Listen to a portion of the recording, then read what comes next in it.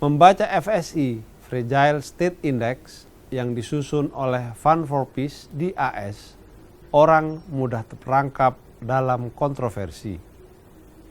Sikap bijak saat membaca laporan yang terbit setiap tahun ini adalah tidak menelan mentah-mentah tetapi juga tidak a priori. Semula sejak proyek diluncurkan tahun 2005, F pada FSI bukan fragile atau rapuh, tetapi failed atau gagal. Tetapi hal itu rupanya mendapat banyak kritik, sehingga pada tahun 2014 nama indeks pun diubah. Tidak lagi negara gagal, tetapi negara rapuh.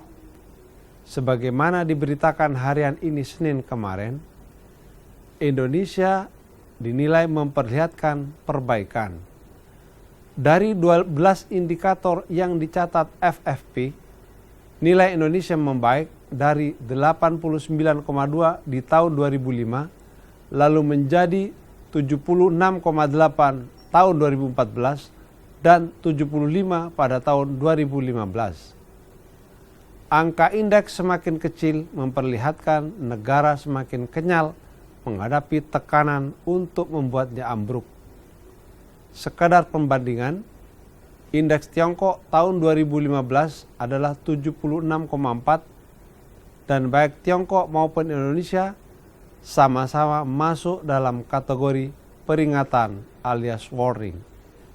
Indeks terbaik dimiliki Finlandia 17,8 dalam kategori very sustainable, dijamin amat berkelanjutan.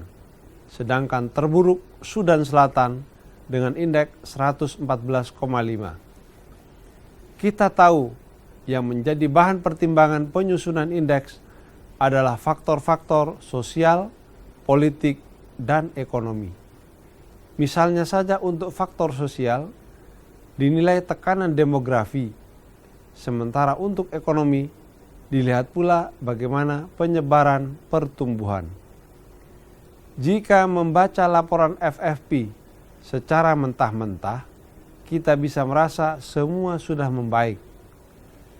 Sebaliknya, membaca dengan a priori seolah laporan tersebut serba buruk. Dengan segala penghargaan pada pemerintah yang telah bekerja keras, harus jujur kita sampaikan, hasil ini masih jauh dari memuaskan. Seperti kita baca kemarin, meski indeks pembangunan manusia membaik, tetapi Indonesia masih berada di posisi 111 dari 188 negara. Tepat peringatan yang disampaikan para peneliti bahwa Indonesia tidak bisa berpuas diri, apalagi ketika tantangan ke depan semakin besar. Tanpa upaya serius mereformasi struktur politik dan ekonomi, Indonesia akan sulit keluar dari jajaran negara papan tengah.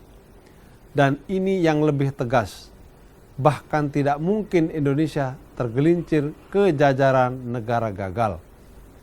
Pesan tersebut kita tangkap karena terdengar keras dan gamblang, loud and clear. Kita masih masyghul. Mengapa setelah pemimpin nasional mencanangkan revolusi mental, seolah tak terjadi apa-apa di sekitar kita? Politik, sosial, dan ekonomi masih business as usual. Inilah yang masih membuat kita risau.